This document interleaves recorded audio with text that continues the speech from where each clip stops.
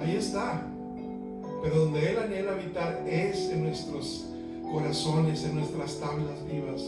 Que podamos abrir nuestra vida, que podamos abrir nuestro ser y decirle: Señor, entra a mi vida, entra a mi corazón. Y que ya no sea solamente un hotel de paso donde vaya una noche y ahí se quede y se vaya. No, Señor, quédate en mí, quédate en mi familia, quédate en mi congregación, quédate con los míos, Señor. Haz morada, haz una morada eterna en cada uno de nosotros. A final de cuentas, ese es el mensaje de la Biblia. El mensaje de la Biblia hasta el mero final.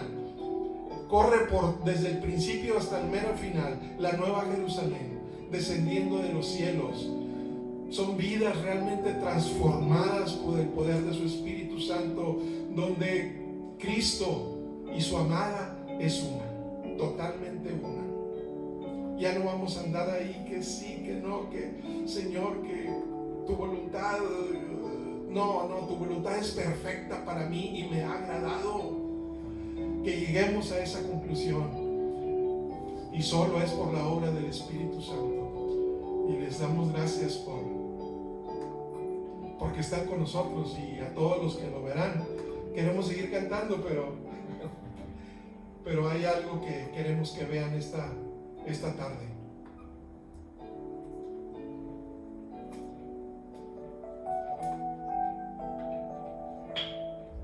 Miren, vamos a tocar un tema que se encuentra por toda la Biblia. Y además nosotros mismos hemos hablado de ese concepto, de ese tema.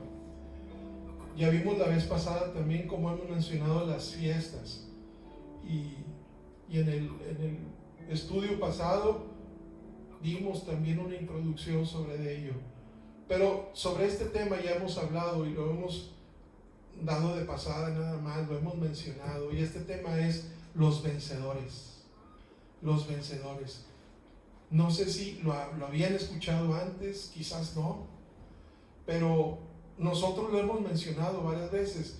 Entonces, vamos a ver quiénes son esos vencedores, qué es lo que hacen, cómo llegar a ser un vencedor en este tiempo. Miren, vamos desde ya, vámonos a Apocalipsis 2 y vamos a estar leyendo varios pasajes ahí en Apocalipsis 2. Que es donde se nos muestra bien gráfico, se nos muestra una imagen de estos vencedores, y es el mensaje a las 7 iglesias.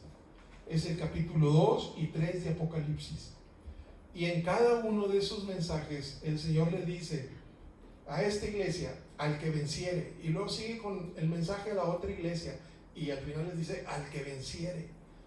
O sea, no es para todos. O sea, tenemos que sacarnos eso, ese concepto de que es para todos. La salvación de nuestro espíritu, la Pascua, sí es para todos. Pero de ahí comienza una obra preciosa en cada uno de nosotros, y tenemos que estar de acuerdo con el Espíritu Santo y decirle: sí, Señor, trabaja en mi vida. Yo sé que me va a doler, me está doliendo y me dolerá, pero tu gracia es mayor. Entonces le digamos: sí, Señor. Y para para eso son los vencedores. Miren, vamos al 2:7, no, el primero, 11. así es, el 11, no, el 7, el 7, nomás lee el otro si quieres. El que tiene oído, oiga lo que el Espíritu dice a las iglesias. Al que venciere, le daré a comer del árbol de la vida, el cual está en medio del paraíso de Dios. El 11, ya es otra iglesia, Esmirna. El que tiene oído, oiga lo que el Espíritu dice a las iglesias. El que venciere no sufrirá daño de la segunda muerte. El 17, el mensaje a Pérgamo. El que tiene oído, oiga lo que el Espíritu dice a las iglesias. Al que venciere, daré a comer del maná escondido, y le daré una piedrecita blanca, y en la piedrecita escrito un nombre nuevo, el cual ninguno conoce sino aquel que lo recibe. El 26, el mensaje a Tiatira. Al que venciere y guardare mis obras hasta el fin, yo le daré autoridad sobre las naciones. 27. Y las regirá con vara de hierro, y serán quebradas como vaso de alfarero, como yo también la he recibido de mi Padre. Hasta ahí. Ahora el mensaje a Sardis, el 3:5, Mariel. El que venciere será vestido de vestiduras blancas, y no borraré su nombre del libro de la vida, y confesaré su nombre delante de mi Padre y delante de sus ángeles. Ahora el mensaje a la iglesia de Filadelfia, el 12. Al que venciere, yo lo haré columna en el templo de mi Dios, y nunca más saldrá de allí, y escribiré sobre él el nombre de mi Dios y el nombre de la ciudad de mi Dios, la nueva Jerusalén, la cual desciende del cielo de mi Dios, y mi nombre nuevo. Ahora el mensaje a la Odisea, el 21. Al que venciere, le daré que se siente conmigo en mi trono, así como yo he vencido, y me he sentado con mi Padre en su trono. Ahí está, ese es el mensaje del Señor. Y esas promesas son al que venciere, a los vencedores. En cada una de esas 7 iglesias el Señor tiene una promesa, pero solamente es a un tipo de personas, al que venciere, al vencedor. Ahora, estas personas no es que sean un tipo de gente muy especial, sino que sencillamente son un grupo de personas que se someten a los planes y a la voluntad de Dios. Eso sí, de veras, han pagado un precio, y un precio muy alto, al escuchar la voz de Dios y obedecerle. ¿Qué sucede cuando nosotros escuchamos continuamente la voz de Dios? Ya lo hemos dicho. ¿Qué es lo que sucede a nuestra carne? Se transforma, pero primero viene muerte.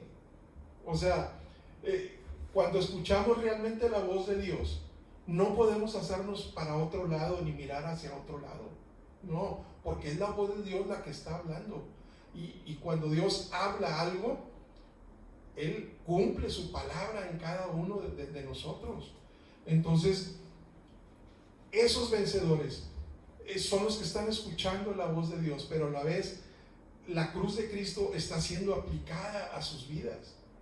Ellos han permitido que esa cruz obre profundamente en sus vidas, y han abandonado el complacerse a sí mismos con tal de agradar a Dios. ¿Qué pasó ya lo hemos dicho una y otra vez, qué pasó con el pueblo de Israel en Sinaí?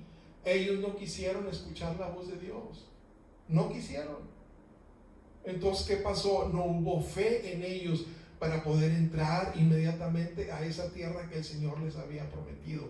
Esa generación de 20 años hacia arriba que salió de Egipto no pudo entrar. ¿Por qué no pudo entrar? Porque Pentecostés no se hizo una realidad en su vida. Y esta fiesta, me decías, Dani, la estamos celebrando hoy, ¿verdad? Hoy es la fiesta de Pentecostés. Realmente que Pentecostés se haga una realidad en nosotros. El estar escuchando esa voz poderosa del Señor, sí nos intimida, claro que sí. O sea, me imagino que Moisés estaba temblando ahí arriba en ese monte, en medio de las tinieblas, en medio del terremoto, en medio del humo, en medio del sonido de la trompeta que iba en aumento, y la Biblia dice que si una bestia se acercaba a ese monte iba a morir. Es igualmente nosotros, si nos acercamos al monte de la presencia del Señor, nuestra carne va a morir, pero ¿saben qué? Nuestro espíritu va a ser vivificado. Entonces eso es lo precioso. Por un lado trae muerte a nuestra carne, pero por otro lado es vida vivificante en cada uno de nosotros. Eso es Pentecostés, escuchar la voz de Dios y obedecer. Entonces, es por eso que el Señor toma a este tipo de gente, a estos vencedores, y les da gracia, cada vez más gracia, para que sean de bendición a muchos más. Y miren, la victoria que ellos obtengan no solamente va a ser una victoria para ellos, sino va a ser una victoria para todos, para todos. Y así como estipuló David una vez cuando salieron a la guerra y llegaron y ganaron y traían todo el botín, Y luego, pues alguien se tenía que quedar con las mujeres, con los niños, a cuidar el ganado que ellos tenían. Entonces como que hubo ahí, no, pues el botín es para los que fueron a la guerra. No, dijo, el botín se va a repartir entre todos. Y ese es el principio de los vencedores, las victorias que ellos obtengan, las victorias que ellos han obtenido en el pasado, porque ya ha habido vencedores en el pasado y ahorita lo vamos a ver. Las riquezas, los tesoros que ellos obtengan, la bendición que ellos obtengan es para todo el pueblo, para todo el pueblo. Miren, regularmente la mayoría de la iglesia no alcanza a hacer lo que está en el corazón de Dios. Ese es un hecho y lo podemos ver a través de la Escritura. ¿Por qué? Porque igual que Israel, nos desviamos muy fácilmente de la meta. Es cierto que estamos en el camino, pero muy fácilmente cambiamos de objetivo durante el transcurso de nuestra vida. Y si no, pongámonos a pensar desde cuando éramos adolescentes, después jóvenes, después ya un poquito ya adultos mayores y luego ya después más mayores. ¿Cuántos objetivos o metas hemos tenido en nuestra vida? Hemos ido cambiando de objetivos y de metas. Ahora, si tú me dices que el Señor siempre ha sido tu objetivo cada día, que tú cada día te levantas, Señor, dame más de ti, quiero más de ti, anhelo tu presencia, anhelo estar en intimidad contigo. Déjame decirte que estás en el camino correcto para llegar a ser un vencedor de este tiempo. Entonces, en cada generación, el Señor siempre ha tenido propósitos que cumplir, pero Él sabe que la mayoría de la iglesia no podrá hacerlo. Es entonces que el Señor toma a esos pocos que realmente han entregado su vida, han puesto su vida a los pies de Jesucristo, pero así, a cabalidad, ¿verdad? Entonces Él los toma para que lleven esa responsabilidad y cumplan lo que está en el corazón de Dios. Miren, cuando Dios escogió al pueblo de Israel, lo llamó con un propósito. ¿Se acuerdan cuál fue el propósito que Dios quería para el pueblo de Israel? Miren, vamos a Éxodo 19. Éxodo 19, ahí vemos el propósito de Dios para el pueblo de Israel. En el 5, si quieres leerlo, Héctor. No, está bien chido. Ahora pues, 5 y 6. si diereis oído a mi voz y guardareis mi pacto, vosotros seréis mi especial tesoro sobre todos los pueblos, porque mía es toda la tierra. Y vosotros me seréis un reino de sacerdotes y gente santa. Estas son las palabras que dirás a los hijos de Israel. Miren el llamamiento que tenía el Señor para el pueblo de Israel. Era un llamamiento grande, precioso. Vosotros me seréis un reino de sacerdotes y gente santa. Todo el pueblo. Él quería que todo el pueblo fuera un reino de sacerdotes para las demás naciones. Pero ¿saben qué? Déjenme decirles, había condiciones. En el verso 5 dice, ahora pues, si diereis oído a mi voz y guardareis mi pacto. Ahí está una clave, ¿verdad? Si dieres oído a mi voz, o sea, si escuchas mi voz y la obedeces, entonces sí serás un reino de sacerdotes y yo te usaré para todas las naciones. Pero, ¿qué pasó? Ya lo vimos. Ellos no quisieron escuchar la voz de Dios. Lo primero que les acababa de decir hace 3 días Moisés le dijo a todo el pueblo, si oyen mi voz y guardas el pacto del Señor, entonces, pero 3 días después oyeron la voz de Dios, escucharon la voz de Dios, la escucharon nada más, pero no la oyeron, no quisieron oírla. Entonces no hubo la suficiente fe para creer que el Señor los podía meter a la tierra prometida y que iban a ser ese reino de sacerdotes. La importancia de esta fiesta de Pentecostés, que podamos realmente amar esta fiesta y escuchar la voz de Dios y obedecerla. Y obedecerla. Y ahí es donde cambian nuestros corazones. No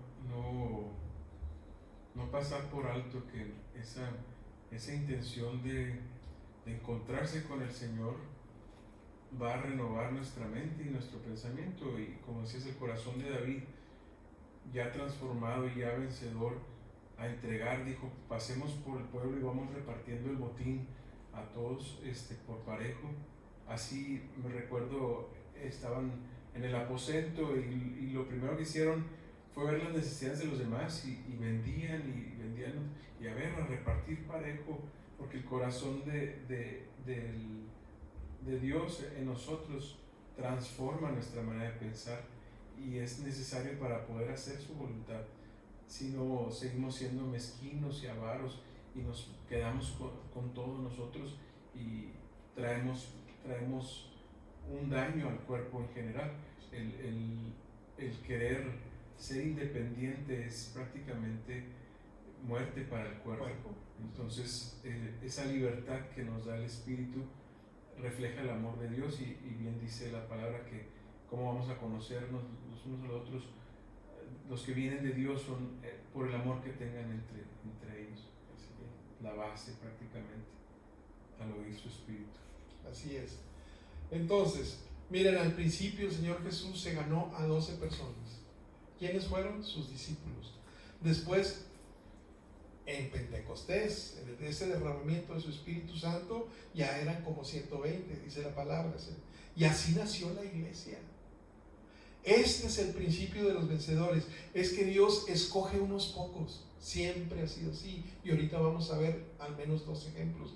Siempre escoge unos pocos para que hagan su obra y se conviertan en bendición para muchos. A esos pocos el Señor los toma, los prepara y va permitiendo que la cruz en ellos sea una realidad, de veras, una realidad en sus vidas, y les va dando gracia para que acepten sus tratos y sus caminos, los caminos de Dios. Los va moldeando, los va transformando de tal manera que algún día lleguen a ser bendición a todo el cuerpo. Miren, vamos a ver cómo el Señor escoge a esos vencedores. Vámonos a Jueces 7.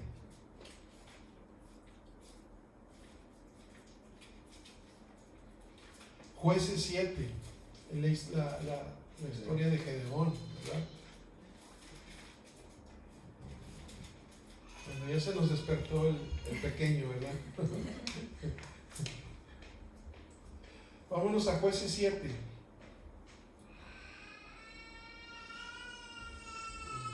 Bueno, yo tengo aquí Josué, perdón. Jueces 7. Miren, aquí está Gedeón. Iba a la batalla contra los madianitas. Y el 7:1. Levantándose pues de mañana en Jerobaal, el cual es Gedeón, y todo el pueblo que estaba con él, acamparon junto a la fuente de Arod, y tenía el campamento de los madianitas al norte. El 2. Y Jehová dijo a Gedeón: el pueblo que está contigo es mucho, para que yo entregue a los madianitas en su mano. No sea que se alabe Israel contra mí diciendo: mi mano me ha salvado. Ahora pues, haz pregonar en oídos del pueblo diciendo: quien tema y se estremezca, madrugue y devuélvase desde el monte de Galaad. Y se devolvieron de los del pueblo 22,000 y quedaron 10,000. Fíjense, entonces ¿cuántos eran en total? 32,000. 32,000 valientes.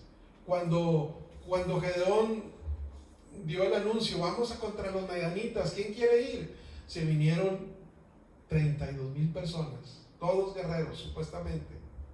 Pero dice el Señor: ¿sabes qué? Sabes que son muchos. No sea que Israel se alabe a sí mismo contra mí diciendo: mi mano, mi fuerza, mi poder, mi habilidad me ha salvado. Entonces dice el Señor: no, haz un filtro, Gedeón. Hizo el filtro y se regresaron 22,000 y solo quedaron 10,000. Ahora, Aquí vemos cómo el Señor busca que trabajen por Él. Todos querían trabajar, todos querían ir a la guerra, pero tenemos que ir sin jactarnos, de veras, sin jactarnos de lo que estamos haciendo, de lo que el Señor está haciendo a través de tu vida, de mi vida. O sea, ¿por qué? Porque a nosotros no nos pertenece esa gloria, entonces no tenemos por qué jactarnos. Hay veces que estamos dispuestos a trabajar sin descanso los 7 días de la semana, a cualquier hora, inclusive sacrificar a la familia, a nuestra vida misma. Pero muchas veces no queremos entregarle toda la gloria al Señor. No, Señor, pues tanto que me esforcé, dame tantito de tu gloria, que me reconozcan tantito, Señor. Quiero ser, no muy famoso, pero alguito, o sea, poquito, ¿verdad? Entonces, pero hay algo que debemos siempre tener presente en nuestra vida. El Señor no comparte su gloria con nadie.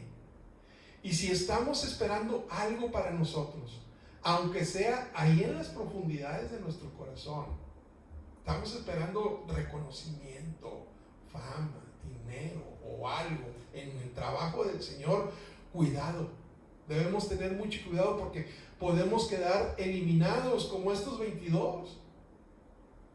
Después hubo otra prueba, otro filtro más, y no lo vamos a ver, pero al final solo se quedaron 300.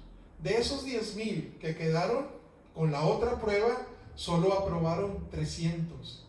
Entonces, de esos 32,000 guerreros, quedaron 300. Y esos fueron los que el Señor usó para traer la victoria a todo Israel. Entonces, no es suficiente ser de los 32,000, son los llamados, no es suficiente. No es suficiente ser de los 10,000 que quedaron, que son los elegidos, los escogidos, no es suficiente. Es suficiente hasta que llegamos a ese tercer filtro de los 300, que son los fieles. Entonces a esos sí, el Señor los toma y los usa, y los va a usar para traer bendición a todo el cuerpo de Cristo. Miren, vamos a Apocalipsis 17:14. Hay otra batalla. Aquí Gedeón estaba en batalla contra los madianitas, pero cuando el Señor Jesús regrese, va a haber otra batalla. 17. Dice la Biblia aquí en Apocalipsis 17 que los 10 cuernos son 10 reyes y van a recibir autoridad por una hora y le van a entregar la autoridad a la bestia, y luego pues ahí está el falso profeta también. Entonces dice el 14. ¿Qué dice el 14, María? Dice: pelearán contra el Cordero y el Cordero los vencerá, porque Él es Señor de señores y Rey de reyes, y los que están con Él son llamados y elegidos y fieles. Ahí está. En esa gran batalla de este tiempo que está a unos poquitos años de suceder, donde viene el Cordero con estos vencedores, dice, y los que están con Él, los que están con el Rey de reyes, con el Señor de señores, con el Cordero de gloria, son llamados, pero también elegidos, pero también fieles.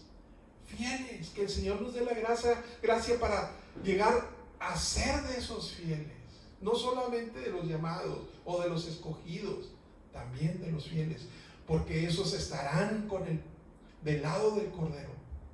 Qué tremendo y qué gráfico es esto de Gedeón, esa batalla anterior que fue hace cientos de años, con esta batalla que viene. Va a ser lo mismo, que el Señor nos dé la gracia para llegar a ser hasta de esos fieles. Vamos a ver otro ejemplo, el de Josué, en Josué 3.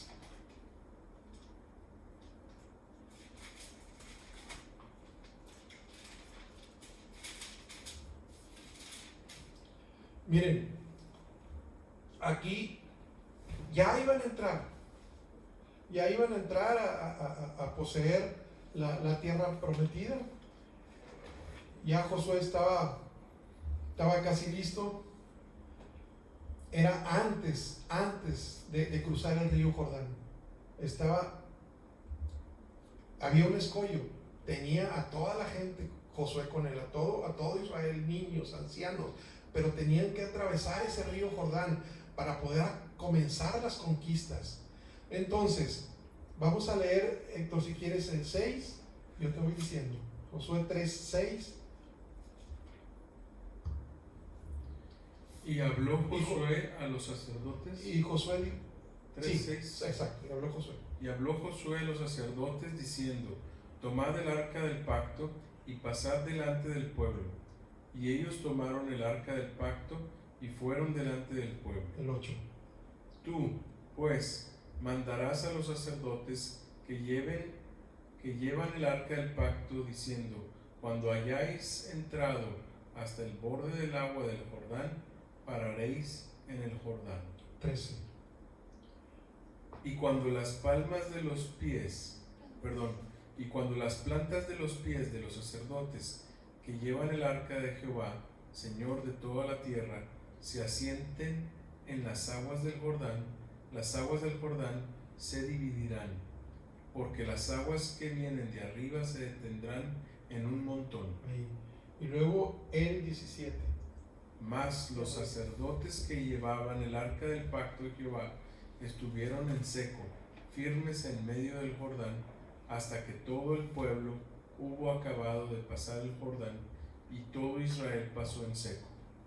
Qué hermoso es esta historia, ¿verdad? Aquí vemos cómo el Señor colocó a un grupo de personas que el Señor había escogido para él. Los sacerdotes, los puso, por así decirlos, ante la muerte.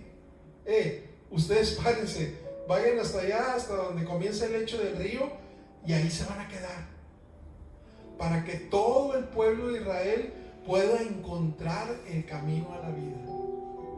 Y así es, siempre ha sido así. Para unos es muerte, para los que están ahí en el momento de la intercesión, en el momento de la oración, en el momento de encontrarse con su Dios, ahí en ese monte quizás lleno de tinieblas, oscuro, hay muerte para ellos, muerte para su carne, pero ellos están intercediendo por algunos, intercediendo por familiares, orando por vecinos, por amigos, para que la vida de Cristo sea manifestada en ellos. Siempre ha sido así. En unos actúa muerte y en otros la vida. Los sacerdotes fueron los primeros en entrar en el agua y los últimos en salir. Los pies de ellos estuvieron ahí sobre el río y dentro del río, y sobre sus hombros, fíjense, iban cargando el arca. Y aquí el arca representa a Cristo. Entonces tenemos que elevar a Cristo siempre. Si queremos ser de esos sacerdotes, a Cristo lo tenemos que elevar en cualquier situación de nuestra vida, en cualquier adversidad, en cualquier problema. Cristo siempre tiene que estar arriba. Entonces ese lecho del río es el lugar de muerte, porque no era fácil, no era cómodo estar ahí. No podían acostarse, no podían estar sentados, solo tenían que estar de pie y firmes mientras pasaba todo el pueblo. Imagínense los pensamientos de los sacerdotes. Tenían que estar derechitos, firmes, con el arca en sus hombros, viendo pasar detenidamente así el pueblo. Imagínense, pues había ancianos, había niños, despacito todo el pueblo pasando, mientras ellos permanecían firmes ahí en el lecho del río. ¿Qué pensamientos no vendrían? ¿Pensamientos negativos no crees que tenían? ¿Y si me tambaleo? ¿Y si me canso? O sea, ya llevamos mucho tiempo aquí. ¿Y si se me cae el arca? ¿O si de repente se viene una ola de agua y nos tumba? Con el arca va a haber destrucción para nuestras vidas. Imagínense todo lo que estuvieron pensando esos sacerdotes ahí en mero medio del río, mientras todos los demás iban pasando.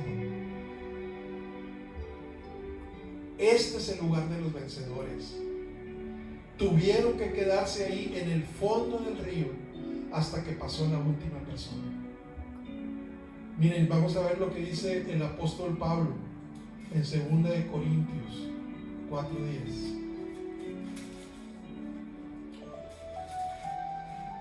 Miren lo que dice Pablo, 2 de Corintios 4:10. Dice: llevando en el cuerpo siempre, por todas partes, la muerte de Jesús, para que también la vida de Jesús se manifieste en nuestros cuerpos. Porque nosotros que vivimos siempre estamos entregados a muerte por causa de Jesús. ¿Para qué? Para que también la vida de Jesús se manifieste en nuestra carne mortal. De manera que la muerte actúa en nosotros y en vosotros la vida. Miren lo que dice el apóstol Pablo: de manera que la muerte actúa en mí, es lo que está diciendo. La muerte está actuando en mí, pero en ti, dice, en vosotros está actuando la vida.